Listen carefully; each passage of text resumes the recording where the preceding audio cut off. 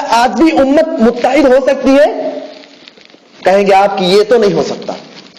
کہ آج بھی امت ایک پلیٹ فارم پر آ سکتی ہے؟ آپ کہیں گے یہ تو بڑا مشکل کام ہے. کیا آج بھی امت فرقہ بندیاں اور پارٹی بندیاں چھوڑ کر توحید کے پلیٹ فارم پر جمع ہو سکتی ہے؟ آپ کہیں گے ارے مولانا اس قسم کی بات مت کرو، ٹائم بیکار مت کرو، ختم کرو، نماز پڑھاؤ، اپنے اپنے گھر جائیں ہم. میرے بھائی اور دوستو، ایک بات اپنے دماغ میں بٹھائیے، اتحاد کا مطلب کیا ہے؟ اتحاد کا مطلب کیا ہے؟ اتحاد کا مفہوم ہی آج ہم نے نہیں سمجھا. کیا اتحاد کا مطلب یہ ہے کہ سارے لوگ ایک ہی قسم کی بات کرنے لگ جائیں؟ کیا اتحاد کا مطلب یہ ہے کہ سارے لوگ ایک ہی نظریہ اور ایک ہی رائے پر آ جائیں؟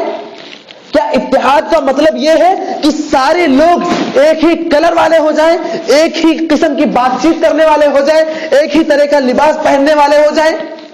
کیا اتحاد کا مطلب یہ ہے کہ سارے لوگ ایک ہی جیسا کام کرنے لگ جائیں؟ کیا اتحاد کا مطلب یہ ہے کہ کوئی بندہ کسی کے خلاف ایک قسم کی بات نہ کرے؟ اتحاد کا مطلب یہ ہے؟ بتائیے بتائیے، یہی ہے اتحاد؟ بتائیے بھائی. اگر اتحاد کا مطلب یہ ہے تو یاد رکھیں، اس قسم کا اتحاد جس دن سے دنیا بنی ہے اور جب تک دنیا قائم رہے گی نہ کبھی تھا اور نہ کبھی ہو سکتا ہے. اس قسم کا اتحاد تو نبی کے زمانے میں بھی نہیں رہا، نبی کے زمانے میں بھی اس قسم کا اتحاد نہیں رہا. پھر بھی اللہ تبارک و تعالیٰ کہہ رہے ہیں کہ وَاذْكُرُوا نِعْمَةَ اللَّهِ عَلَيْكُمْ إِذْ كُنْتُمْ أَعْدَاءً فَأَلَّفَ بَيْنَ قُلُوبِكُمْ. تم آپس میں ایک دوسرے کے دشمن تھے، اللہ نے تمہارے دلوں کو جوڑ دیا، تمہارے دلوں میں آپس کے لیے محبت پیدا کر دی.